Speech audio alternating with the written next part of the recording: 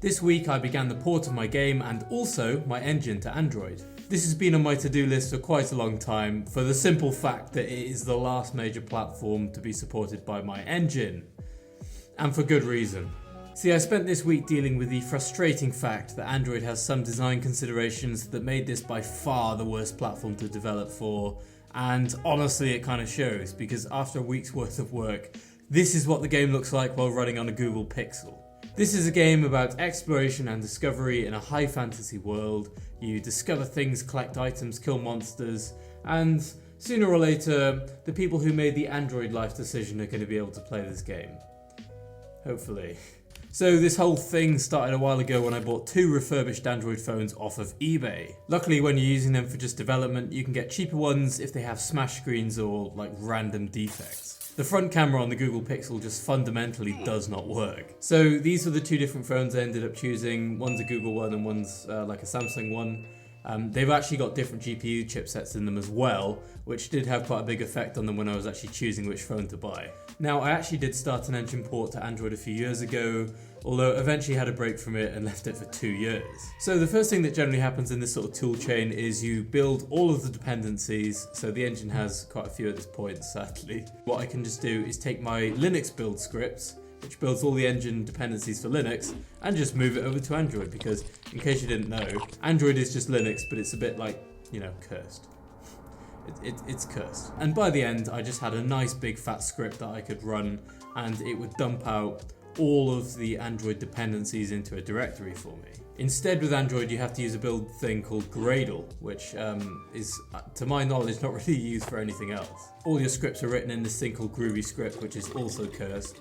And you just kind of like assemble stuff. So one of the major considerations was I had to have a Gradle project in order for Android Studio to actually even be willing to look at this project.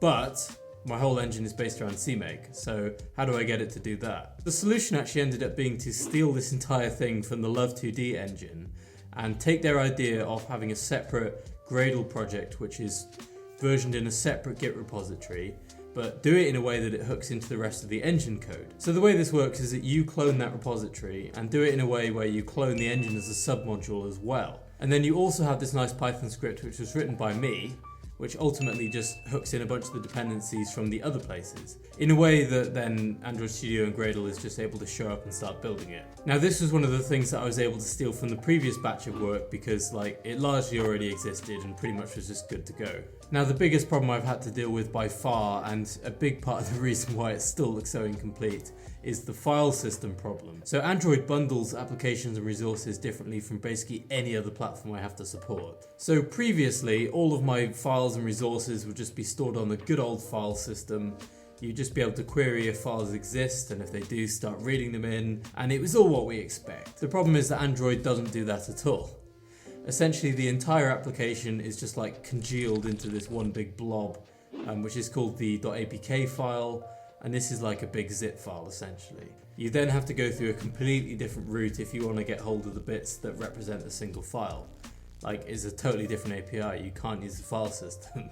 Now you might be thinking, well, how did I get around that on iOS? And the answer is that iOS actually has what I personally think is a much better design solution, which is that it uses a file system bundle.